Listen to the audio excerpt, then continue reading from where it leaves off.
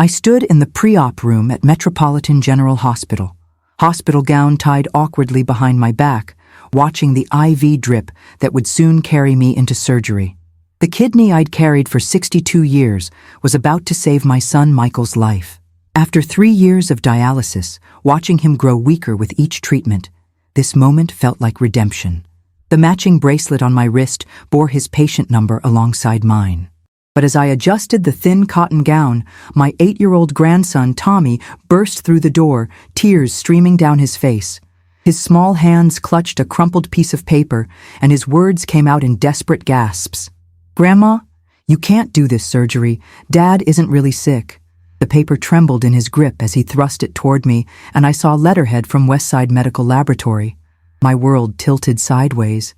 If you're watching from anywhere in America, drop your city in the comments, because this story needs to be heard everywhere.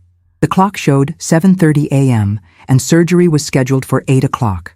The document Tommy handed me bore yesterday's date and Michael's name, but the words made no sense at first glance. Clean bill of health, no kidney disease detected. Normal creatinine levels at 1.1 mg/dL. I read it 3 times, my hands shaking so violently I could barely hold the paper steady. Tommy wiped his nose with the back of his sleeve, his 8-year-old face etched with confusion and fear that no child should have to carry. "I found it in Dad's briefcase when I was looking for my Pokemon cards," he whispered, his voice barely audible above the mechanical hum of medical equipment surrounding us. "Grandma, why would Dad lie about being sick? Why would he let you give him your kidney if he doesn't need it?" The machines around us beeped their steady rhythms, but everything else had gone silent. Through the small window, I could see Michael pacing in the hallway, probably rehearsing whatever story he planned to tell the surgical team. The IV needle in my arm suddenly felt like a violation, and the hospital gown hung on my frame like a costume for a play I never auditioned for. This couldn't be real. My mind raced back through months of evidence I'd willfully ignored, pieces of a puzzle that now formed a horrifying picture. Michael's color had always been good for someone supposedly dying of kidney failure. He never missed work at Henderson Construction Company, never complained of the bone pain and fatigue that typically plagued dialysis patients. When I'd visited him during his supposed treatments at the Riverside Dialysis Center on Maple Street, I'd only been allowed to wave through the window. The nurses had cited infection protocols, but now their reluctance to let me closer made perfect sense. Tommy climbed onto the narrow hospital bed beside me, his small body warm against my arm. "Dad said I wasn't supposed to know about the papers," he continued, his voice barely above a whisper. "But I heard him on the phone with Uncle Jerry talking about selling something for a lot of money. He kept saying your name and laughing." The paper in my hands felt heavier than lead, each word rewriting 3 years of my reality. The date stamp showed Tuesday, September 12th, just 2 days ago. The door opened with a soft whoosh, and Michael walked in with that practiced smile I now recognized as performance art worthy of an Academy Award. His face was appropriately pale, his movements deliberately slow, playing the role of a dying man to absolute perfection. "Hey, Mom, how are you feeling? Ready to give your old son a new lease on life?"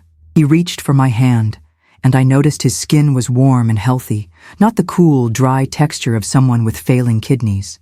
Tommy shrank back against the pillows, clutching the damning medical report to his chest like armor against the storm he'd unleashed.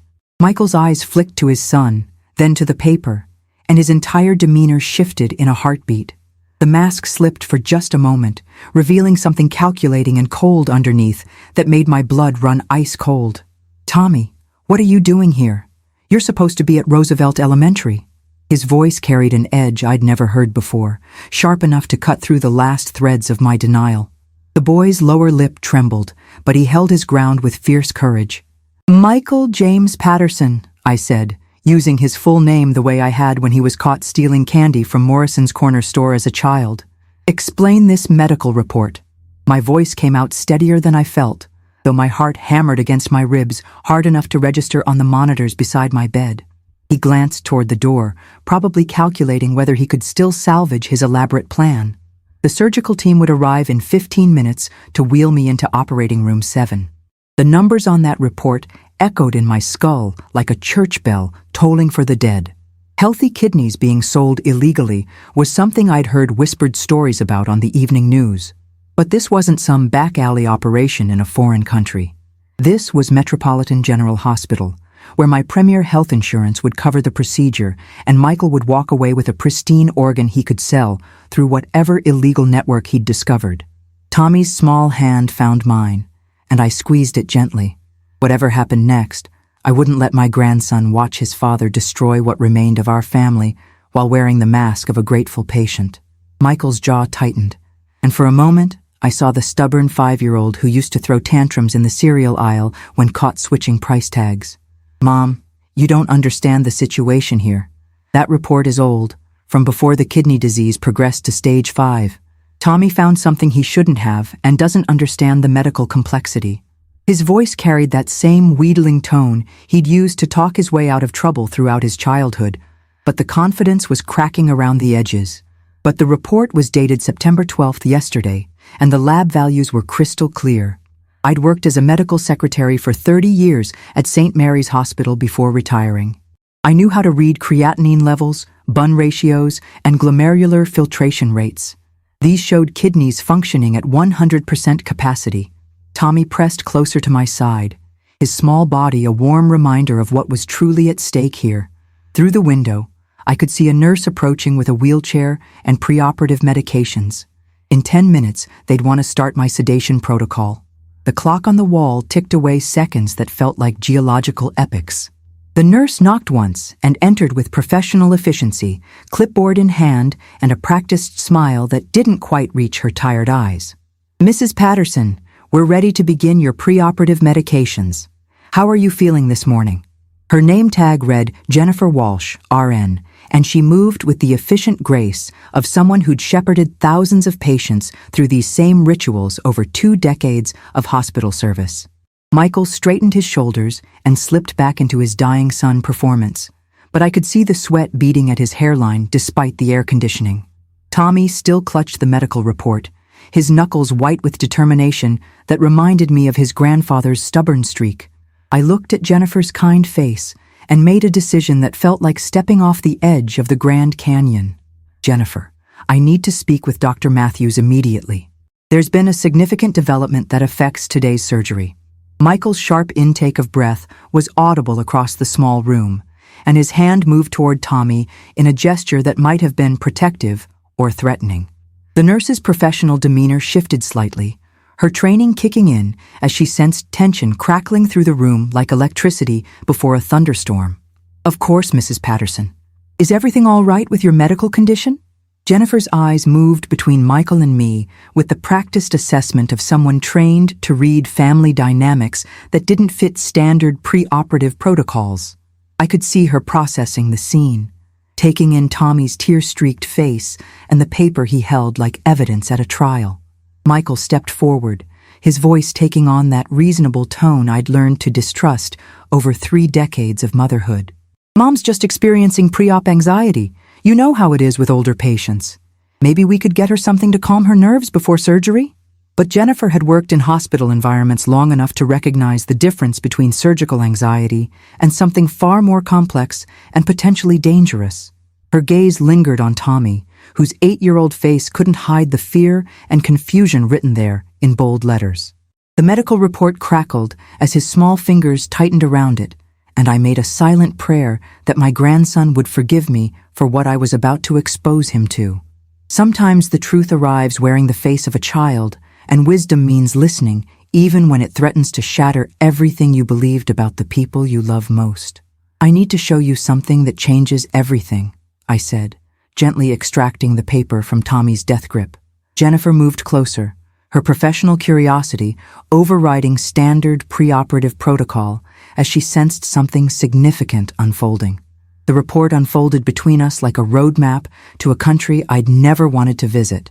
Michael's kidney function was perfect, better than mine probably, certainly better than someone requiring immediate life-saving transplantation. Jennifer's eyes moved across the laboratory values with growing concern, her expression shifting from polite attention to genuine alarm. "Mrs. Patterson, where exactly did this report come from?" Her voice carried the careful neutrality of someone trained to navigate medical mysteries and family secrets with equal professional skill. Tommy looked up at me with eyes that held too much knowledge for someone who still believed in the Tooth Fairy and Santa Claus. "I found it in Dad's briefcase yesterday when I was looking for my Pokémon cards," he whispered, and Michael's face went white as the hospital sheets. The machines around us continued their electronic symphony, but everything else had gone quiet except for the sound of a family breaking apart in slow motion, one revelation at a time. Jennifer's medical training kicked in with military precision and institutional authority that could not be ignored or manipulated. "I'm going to ask Dr. Matthews to come speak with you immediately before we proceed with any surgical procedures today." Her words were carefully chosen, but I could see the wheels turning behind her professional mask as she processed the implications. She also pressed a button that I knew would summon hospital security and a social worker, standard protocol when family dynamics became concerning. Michael's carefully constructed composure cracked further, and he reached for the medical report with desperate fingers that shook slightly. "This is all a terrible misunderstanding. That report isn't even current, and there are privacy violations happening here." But Jennifer had already seen enough to trigger the hospital's comprehensive safety protocols. She moved toward the door with purpose, leaving Michael and me alone with Tommy and the weight of 3 years' worth of elaborate lies. The IV in my arm felt like a tether to a reality I no longer wanted to inhabit. Through the window, I watched other families in various stages of their own medical journeys and wondered how many of them were built on foundations as fragile as mine had proven to be. Tommy climbed back onto the bed, his small presence the only solid thing in a world that had suddenly become quicksand beneath my feet. Dr. Matthews arrived within 5 minutes, his surgical scrub still bearing the institutional authority of someone who'd spent 3 decades navigating medical crises and family emergencies. His gray hair was perfectly combed despite the early hour, and his eyes held the sharp intelligence of a surgeon who'd learned to read between the lines of family dynamics during thousands of preoperative consultations. Behind him entered Sarah Chen, a hospital social worker whose presence immediately made Tommy relax slightly. Michael straightened his shoulders and prepared to deliver another Oscar-worthy performance, but the medical report in my hands spoke louder than any rehearsed explanation could manage. "Mrs. Patterson, I understand there's been some concern about proceeding with today's scheduled surgery?" Dr. Matthews' voice was carefully neutral, but I could see him processing the tension in the room with the same analytical precision he brought to complex surgical procedures. Tommy pressed against my side, his small hand finding mine as an anchor in the storm that was about to break over all of us. The clock on the wall showed 7:55 a.m., and somewhere in this hospital, Operating Room 7 was being prepped for a surgery that would never happen. The anesthesiologist would be reviewing my charts right now, unaware that everything was about to change. "Doctor, my grandson found this report in his father's personal belongings." I handed over the damning document with hands that barely trembled, watching Dr. Matthews' expression shift as he absorbed the full implications of what lay before him. Sarah Chen moved quietly to Tommy's side, introducing herself in gentle tones while Dr. Matthews reviewed the laboratory results.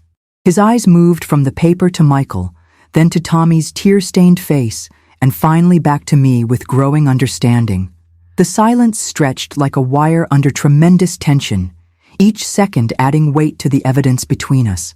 Michael's jaw worked soundlessly, his prepared explanations crumbling under the scrutiny of genuine medical expertise. Dr. Matthews had performed hundreds of kidney transplants during his career, and he recognized healthy kidney function when he saw it documented in black and white laboratory results. "Mr. Patterson, these test results show completely normal kidney function as of September 12th. Can you explain the discrepancy between this report and the medical history we have on file for your case?" The question hung in the air like a legal challenge, and Michael's face cycled through emotions too quickly for me to catalog. Tommy's grip on my hand tightened, his 8-year-old intuition recognizing that we'd reached the moment when truth could no longer be avoided or explained away with clever stories. Michael's voice came out in a strangled whisper that bore no resemblance to the confident son I'd raised or the dying patient he'd been pretending to be. "I can explain everything if you'll just give me a chance. This is all taken completely out of context. But Dr. Matthews had seen enough suspicious cases during his career to recognize deception when it stood before him in a hospital gown. He moved to the phone on the wall with the decisive action of someone accustomed to making critical decisions under tremendous pressure. I'm going to need to verify these test results with our laboratory immediately and consult with our independent living donor advocate. Mrs. Patterson, we're suspending today's surgery pending a full investigation into this matter. The words hit Michael like physical blows, and he sank into the chair beside my bed with the deflated posture of someone whose carefully constructed house of cards had finally collapsed under scrutiny. Sarah Chen had been quietly speaking with Tommy, her professional training evident in the way she helped him process what was happening without overwhelming his young mind. The IV needle in my arm suddenly felt like freedom instead of preparation for sacrifice, and I wondered how many other families had been destroyed by elaborate medical schemes disguised as life-saving necessity and filial duty. The hospital room filled with official personnel over the next 2 hours, like a slow-motion avalanche of institutional authority. Hospital administration arrived with clipboards and serious expressions that spoke of legal liability and insurance fraud investigations. Security positioned themselves discreetly near the door, their presence both reassuring and ominous. Dr. Rebecca Santos, the independent living donor advocate who should have been consulted weeks ago, arrived to review the case from the beginning. Michael sat in the corner chair, his elaborate charade exposed under harsh fluorescent lights that made everyone look slightly unwell. Sarah Chen had arranged for Tommy to speak with Dr.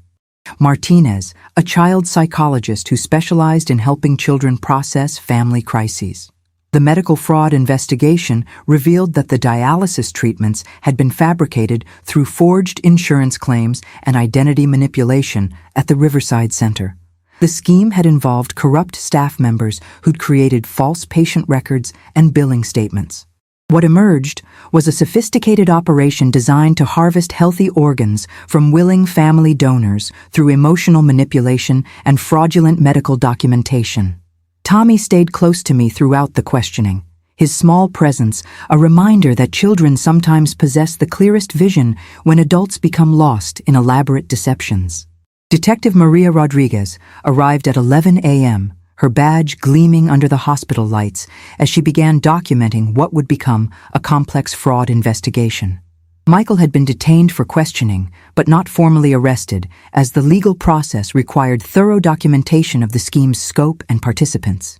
The evidence was overwhelming, from the forged medical records to bank transactions showing payments to co-conspirators. Phone records revealed months of planning conversations with other individuals who'd apparently done this before.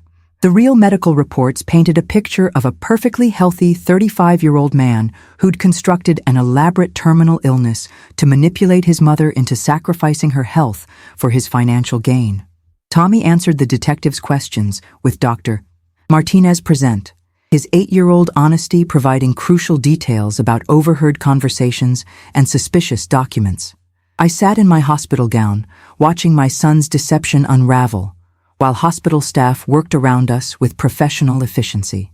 The kidney that had seemed so crucial to donate 4 hours earlier now felt precious in a way I'd never considered.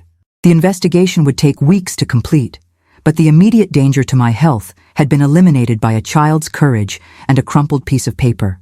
The paperwork and interviews continued through the afternoon, during which time the full scope of the medical fraud became clear. Michael had been working with a network that targeted elderly family members for various organ harvesting schemes disguised as legitimate medical emergencies. The Riverside Dialysis Center had been operating partially legitimate services while also facilitating fraudulent cases for profit. Dr. Santos explained that proper transplant protocols required psychological evaluation of donors, independent medical verification, and mandatory waiting periods that had been systematically circumvented. Tommy spent time with Dr. Martinez and Sarah Chen, who helped him understand that his discovery had prevented serious harm to me and potentially other families. The child psychologist assured him that adults sometimes made terrible choices that weren't his fault, and that speaking truth was always the right thing to do, even when it led to difficult consequences. As evening approached, Tommy and I were finally allowed to leave the hospital together, Our lives fundamentally changed, but our health and safety intact. The formal charges against Michael would be filed within days, but the immediate crisis had passed thanks to an 8-year-old's instinct for right and wrong. That first evening at home felt surreal, as Tommy and I sat together on the couch trying to process the day's revelations while sharing a pizza that tasted like cardboard. He curled up beside me, his small body seeking comfort in the aftermath of discoveries too complex for his young mind to fully grasp. "Grandma, why did Dad want to hurt you like that?" The question came out in a whisper, and I realized I didn't have an adequate answer. Greed was too simple an explanation for the elaborate cruelty required to convince a mother she was watching her child die. The medical reports scattered across my coffee table told the story of a sophisticated scheme that had required months of planning and multiple co-conspirators. Tommy's head grew heavy against my shoulder as exhaustion finally overtook the adrenaline that had carried him through the day.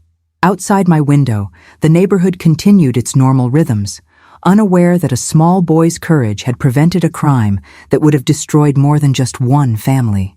The September evening was warm, and I could hear children playing in distant yards, their laughter a reminder that innocence still existed in the world, despite everything we'd discovered about the adults who were supposed to protect it. The investigation stretched across several months, during which time Tommy and I learned to navigate our new reality while the legal system processed the complex fraud case. Child Protective Services conducted their evaluation and ultimately recommended that Tommy remain in my care, recognizing that he'd demonstrated remarkable resilience and that our relationship was healthy and supportive. Dr. Martinez continued seeing Tommy weekly, helping him process the complicated emotions of loving a father who'd been willing to harm his grandmother for financial gain. Sarah Chen checked on us regularly as part of the hospital's victim support program. The Riverside Dialysis Center was shut down pending investigation, with legitimate patients transferred to proper facilities at no cost through an emergency state fund.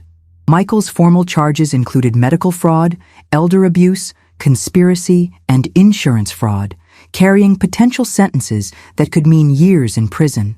Tommy started 4th grade that fall with the support of school counselors who'd been briefed on our situation. His teacher reported that he showed remarkable maturity and empathy, often helping classmates who were struggling with their own family problems. The Pokémon cards that had led to his discovery remained special to him, a reminder that sometimes the most important discoveries happen by accident. The courtroom proceedings began in November, with Tommy and me attending key hearings where his testimony would be crucial to establishing the timeline of Michael's deception. Dr. Martinez accompanied us to court, ensuring that Tommy's emotional needs were prioritized throughout the legal process.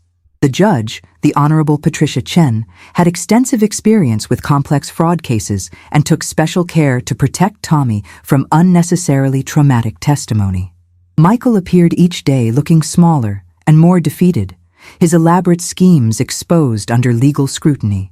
The evidence was overwhelming, from forged medical records to recorded phone conversations with co-conspirators. Other victims came forward during the investigation, elderly people who'd been targeted by similar schemes in neighboring states. The prosecution painted a picture of systematic exploitation of family bonds for financial gain.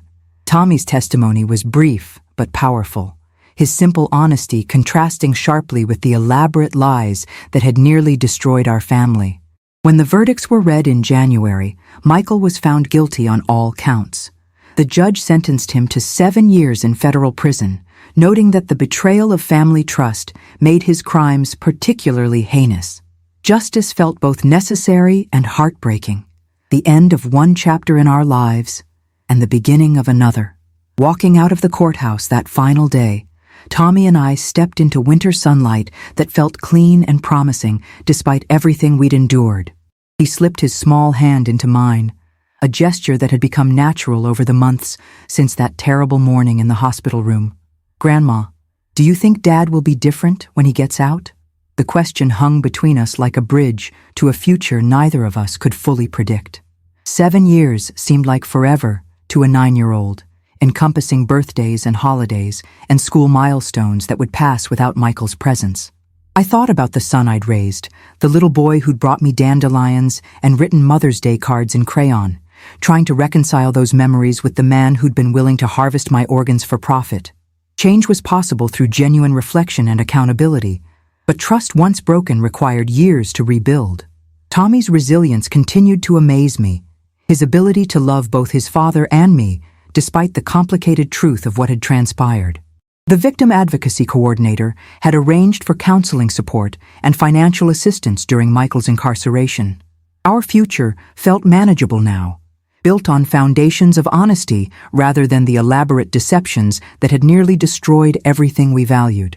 The aftermath of Michael's conviction brought unexpected changes to our lives and the broader medical community.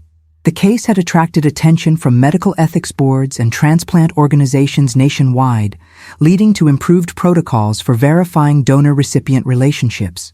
Dr. Matthews served on committees that developed new safeguards requiring multiple independent confirmations before family transplant procedures could proceed. The Metropolitan General Hospital implemented additional verification systems and mandatory consultation with independent living donor advocates for all cases. Tommy's role in exposing the fraud was recognized by the State Attorney General, who presented him with a certificate acknowledging his courage in protecting family members from exploitation. The financial restitution from Michael's case was placed in an educational trust fund that would support Tommy's college expenses when the time came. I returned to part-time work as a patient advocate at a different hospital, using our experience to help identify potential red flags in family donor situations. The work felt meaningful, transforming our painful experience into protection for other families. Tommy was proud that our story could help other people, and he sometimes visited the hospital after school to do homework while I finished my shift. The community response to our story had been overwhelmingly supportive, with neighbors and friends rallying around us during the most difficult periods of the investigation and trial. Mrs. Chen from next door had become Tommy's unofficial second grandmother, providing after-school care and homework help when court appearances disrupted our routine. The local elementary school had implemented programs about family safety and the importance of children speaking up when something seemed wrong at home. Tommy participated in these presentations occasionally, sharing age-appropriate lessons about trusting instincts and seeking help from trusted adults. We'd started a community garden project on the vacant lot where the corrupt dialysis center had been demolished, creating a healing space where families gathered on weekends. Tommy's sunflowers grew tall and strong, their faces following the sun's path in ways that reminded us both that growth and beauty could emerge from the darkest experiences. The garden included educational components about medical ethics and protecting vulnerable family members from various forms of exploitation. Other families affected by elder abuse had joined our gardening group, creating an informal support network that extended beyond official victim services programs. The holidays during Michael's first year in prison were challenging but ultimately healing, as we created new traditions that honored our family of two while leaving space for the possibility of future reconciliation. Tommy had thoughtful questions about forgiveness and whether we should maintain contact with his father during incarceration. We decided to send occasional letters that kept Michael informed about Tommy's progress while maintaining appropriate boundaries around our emotional healing. Christmas morning was peaceful in a way I hadn't experienced in years, free from the underlying tension of managing fabricated medical crises. We volunteered at the homeless shelter on Christmas afternoon, serving meals and helping distribute gifts to children whose families were facing various forms of crisis. Tommy's empathy and maturity impressed the shelter coordinators, who invited us to become regular volunteers. The gifts we received from our community were overwhelming, demonstrating that people understood the difference between victims and perpetrators in our family story. Tommy's wish list included items for charity donation alongside personal requests, showing an emerging awareness of others' needs that grew from his own experience of receiving help during our crisis. The Victim Advocacy Program continued providing support through monthly check-ins and connections to resources that helped us navigate the long-term effects of family crime. Jennifer Torres, our coordinator, had worked with other medical fraud cases and understood the unique betrayal involved when family members exploited health crises for financial gain. She helped us access free counseling services and support groups specifically designed for families affected by white-collar crimes involving relatives. The program also connected us with legal aid for ongoing matters related to Michael's restitution and the trust fund established for Tommy's education. Jennifer became something of a family friend, attending Tommy's school events when her schedule permitted and celebrating milestones in our healing process. She said our case demonstrated exceptional resilience and had become a model for how families could rebuild after systematic betrayal by trusted relatives. The monthly visits were something we looked forward to, providing external validation that our recovery was progressing normally, despite the extraordinary circumstances that had brought us to this point. Her encouragement helped us both believe that the worst was truly behind us. As Tommy entered 5th grade, his academic performance had improved dramatically once the stress of family secrets was removed from his daily life. His teachers reported increased confidence and natural leadership qualities that emerged as he helped classmates facing their own family difficulties. The school counselor noted his unusual emotional intelligence and empathy, likely developed through navigating complex adult situations with remarkable maturity. Tommy's art projects often featured themes of truth and justice, but always with bright colors and hopeful endings that suggested healthy processing of trauma. He'd started writing stories about superheroes whose powers involved detecting deception and protecting families from people who claimed to love them while plotting harm. His creativity impressed teachers and counselors, who recognized his artistic expression as healthy coping rather than concerning obsession with crime and punishment. The Pokémon cards that had led to discovering the medical fraud became good luck charms he carried in his backpack. His friends knew our story, but didn't treat him differently, accepting him as a regular kid who'd been through something extraordinary. The school had nominated him for a state award recognizing young people who'd shown exceptional courage in difficult circumstances.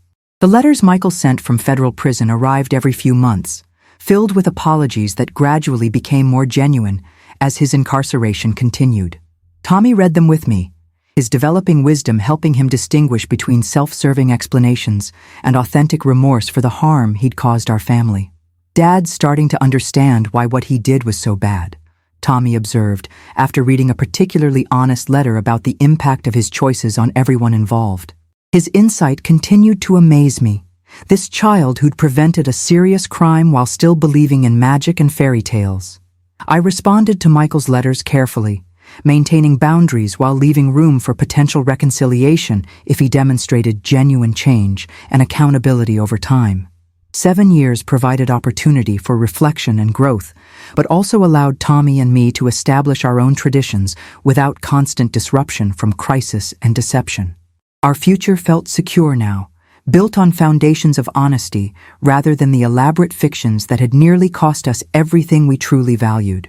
Michael's earliest possible parole date wouldn't arrive for another 4 years, giving us time to continue healing. The support group for families affected by medical fraud met monthly at the community center, where we shared stories with other people who'd experienced similar betrayals by trusted relatives. Tommy occasionally attended sessions designed for children, where he met other kids who'd been affected by various forms of family crime. The group taught us that medical fraud targeting elderly family members was more common than most people realized, part of growing elder abuse statistics nationwide. Other grandparents shared stories of being targeted for bone marrow, liver sections, and other organs through elaborate health crises constructed for financial gain. The sharing of experiences helped normalize our situation while reinforcing the importance of trusting instincts when something felt wrong, even in medical settings. Margaret from Phoenix had nearly donated part of her liver to a nephew involved in an illegal organ sales network. Her story made our experience feel less isolated and more part of a disturbing pattern that law enforcement was finally beginning to recognize and prosecute aggressively. The group meetings provided ongoing emotional support, while also serving educational purposes for members who learned to recognize warning signs of medical exploitation. Detective Rodriguez had become something of an expert in familial medical fraud and now trained other law enforcement officers across the region about these increasingly sophisticated schemes. She visited us periodically, partly to check on Tommy's continued well-being and partly because our case had become a teaching example in her training seminars. Your grandson's quick thinking prevented what could have been a multi-state illegal organ operation, she explained during one visit. Michael's co-conspirators had connections to similar schemes in neighboring states, suggesting our family crisis had been part of something much larger and more organized than we'd initially realized.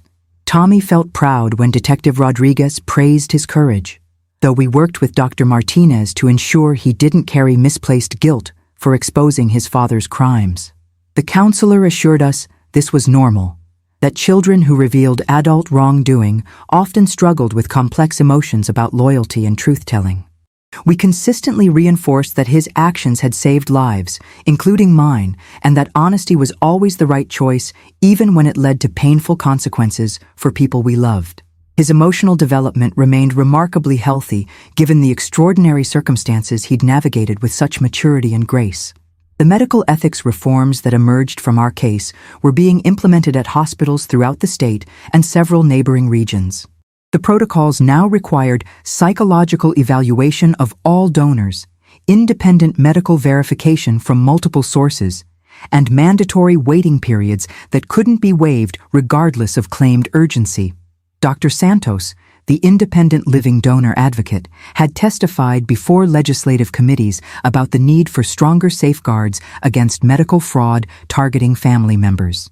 The reforms represented a meaningful legacy from our traumatic experience, ensuring that other families might be protected from similar exploitation disguised as medical necessity. Metropolitan General Hospital had received recognition for their swift response once the fraud was detected, and their new protocols were being studied by medical institutions nationwide. The hospital administrator had written personal letters of apology, acknowledging that their systems had initially failed to detect obvious red flags in Michael's case, but commending Tommy's courage in exposing the deception.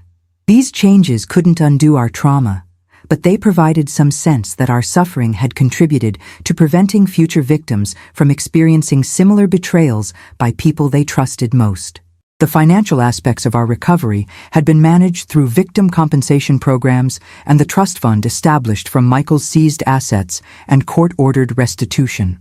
The total amount available for Tommy's education was now approximately $75,000, representing recovered funds plus penalties calculated during the fraud investigation.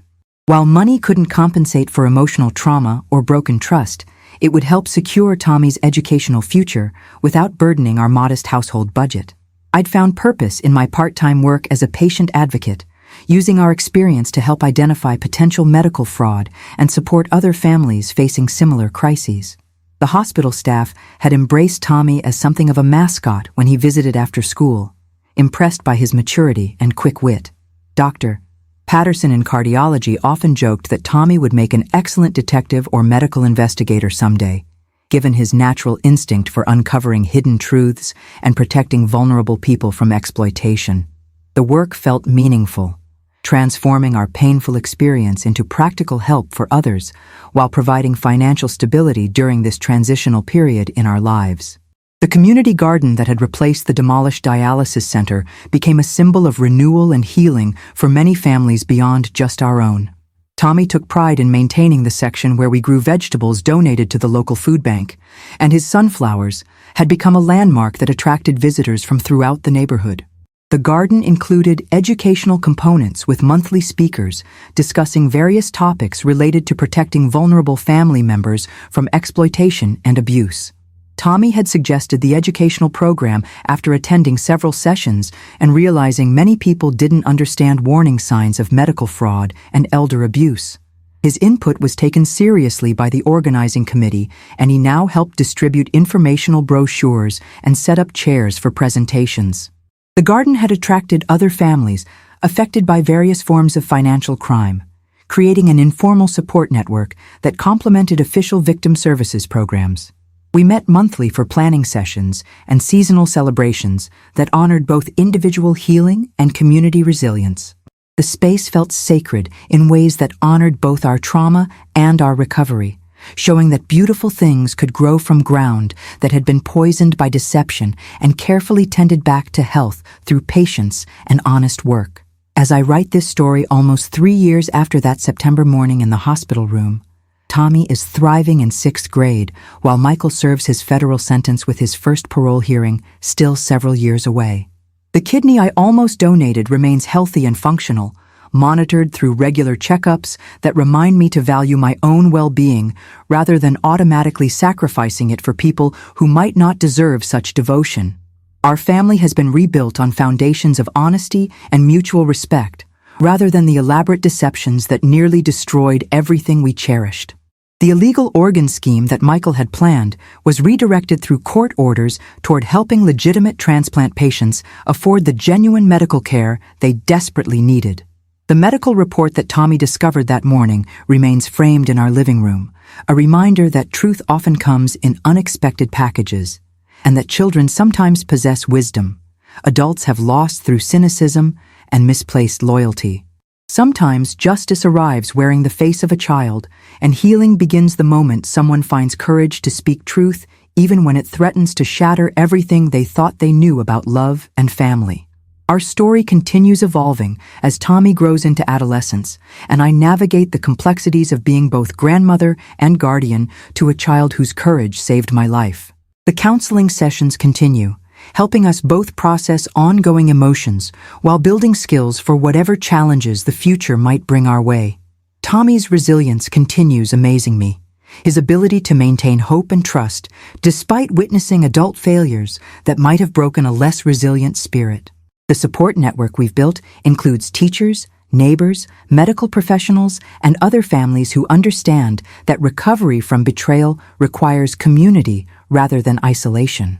Michael's letters from prison have become more genuinely reflective, suggesting that his time in federal custody might actually be producing the accountability and change that felt impossible during his years of systematic deception.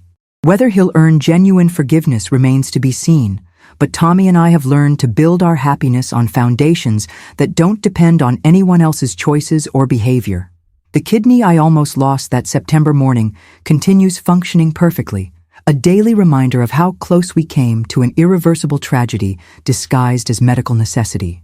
Tommy's Pokémon cards sit on his desk next to certificates recognizing his courage, symbols of childhood innocence that collided with adult deception and emerged victorious through simple honesty. Our Tuesday evening talks have become sacred time when we share the day's experiences and plan weekend adventures that reinforce our bond as a family rebuilt through crisis. Dr. Martinez continues seeing Tommy monthly, noting his remarkable emotional intelligence and healthy processing of complex family dynamics. The trust fund established from the legal settlement will ensure Tommy's educational future remains secure regardless of what challenges lie ahead for our small but resilient family unit. The broader impact of our experience continues rippling through medical institutions and law enforcement agencies, working to prevent similar schemes from destroying other families. Detective Rodriguez now leads training programs that use our case as an example of how sophisticated medical fraud can be detected and prevented through proper protocols and family vigilance. The reforms implemented at Metropolitan General and other hospitals have already prevented several attempted fraud cases involving fake medical emergencies designed to exploit family donors. Dr. Santos estimates that the new verification procedures have protected dozens of potential victims from schemes similar to what Michael had orchestrated against me. These systemic changes represent the most meaningful legacy of our traumatic experience, ensuring that other elderly parents might be spared the betrayal we endured. The community garden continues flourishing as both literal and symbolic space for healing and renewal, with Tommy's sunflowers reaching record heights each summer season. Families from throughout the region visit our educational programs, learning to recognize warning signs of elder abuse and medical fraud while connecting with others who've faced similar challenges. Tommy often leads tours for visiting school groups, sharing age-appropriate lessons about the importance of speaking up when something doesn't seem right at home. His confidence and maturity in these presentations amazes teachers and visitors, this young man who prevented a federal crime while maintaining his fundamental optimism about human nature and family love. The vegetables we grow feed dozens of families through the food bank, transforming the space where deception once operated into a source of genuine nourishment and community connection. Looking toward the future, Tommy and I face Michael's eventual parole with cautious hope tempered by hard-won wisdom about the difference between genuine change and manipulative performance. The 7-year sentence provides time for both accountability and potential redemption, though we've learned to build our security on foundations that don't require anyone else's transformation. Tommy's upcoming 13th birthday will be celebrated with the extended family we've created through crisis and recovery. Friends and supporters who understand that love sometimes means setting boundaries to protect what's most precious. The Pokemon card collection that started this entire revelation has grown into a hobby Tommy shares with children at the community center, teaching them about collecting and trading while subtly reinforcing lessons about honesty and trust. The Victim Advocacy Coordinator has invited us to speak at conferences about family resilience and the importance of listening to children who try to warn adults about dangerous situations at home. Tommy participates in these presentations when he chooses, sharing his perspective on finding courage to tell difficult truths even when adults might not want to hear them. His story inspires other young people who've witnessed concerning adult behavior, encouraging them to seek help from trusted teachers, counselors, or family members. The presentations also educate medical professionals about red flags that might indicate fraudulent donor situations and the importance of involving independent living donor advocates in all family transplant cases. These speaking engagements feel like completing a circle, transforming our trauma into education that might prevent other families from enduring similar betrayals. The letters from Michael have evolved over his years in federal prison, progressing from desperate justifications to what appears to be genuine remorse and accountability for the elaborate scheme he orchestrated. Tommy reads each one carefully, his maturing judgment helping him evaluate his father's emotional growth versus continued attempts at manipulation. "Dad sounds like he's really understanding what he did to us now," Tommy observed after the most recent letter, which included specific acknowledgement of the trauma caused and concrete plans for making amends upon release. Whether this represents genuine change or sophisticated prison psychology remains to be seen, but we approach the possibility of future relationship with careful optimism. The counseling has taught us both that forgiveness doesn't require reconciliation, and that protecting our hard-won peace takes priority over anyone else's redemption timeline.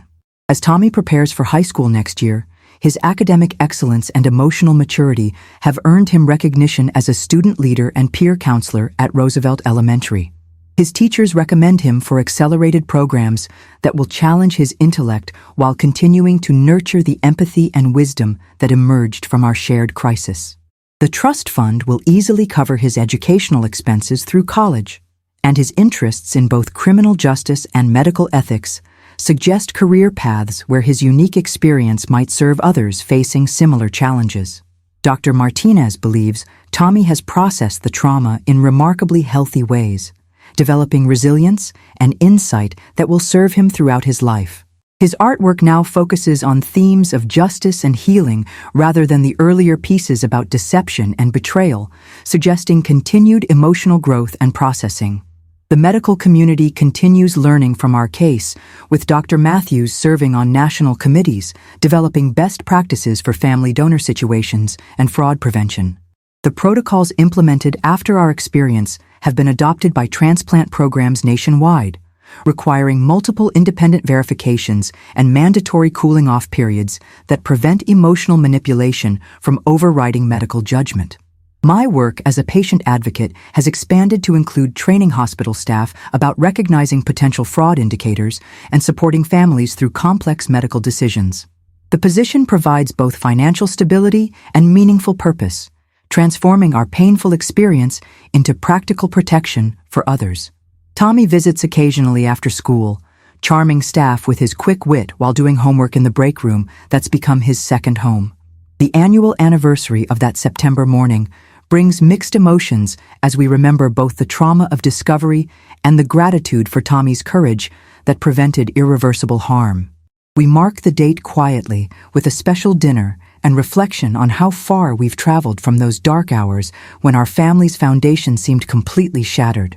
The medical report that started everything remains framed in our living room, not as a shrine to trauma, but as a reminder that truth, however painful, ultimately sets people free from elaborate deceptions. Tommy's courage that morning saved more than just my kidney. It rescued our family's ability to trust and love authentically rather than performing roles in someone else's calculated script. The crumpled paper he thrust into my hands with trembling 8-year-old fingers became the key that unlocked years of systematic manipulation and opened the door to genuine healing. Our story demonstrates that families can survive even the most devastating betrayals when they choose truth over comfortable illusions and healing over harboring resentment. Tommy's wisdom continues guiding our daily choices as we build a future based on honesty, mutual respect, and the understanding that real love protects rather than exploits those we claim to cherish. The kidney I almost donated remains healthy and strong, a physical reminder that my life has value beyond what others might extract from it. The Pokemon cards that led to our salvation sit proudly displayed, symbols of how the smallest discoveries can prevent the largest disasters when someone finds courage to act on uncomfortable truths. The truth that arrived wearing the face of a frightened child ultimately became our family's salvation, proving that wisdom sometimes speaks through the most unexpected voices, and that listening carefully to those we might dismiss can prevent tragedies disguised as acts of love.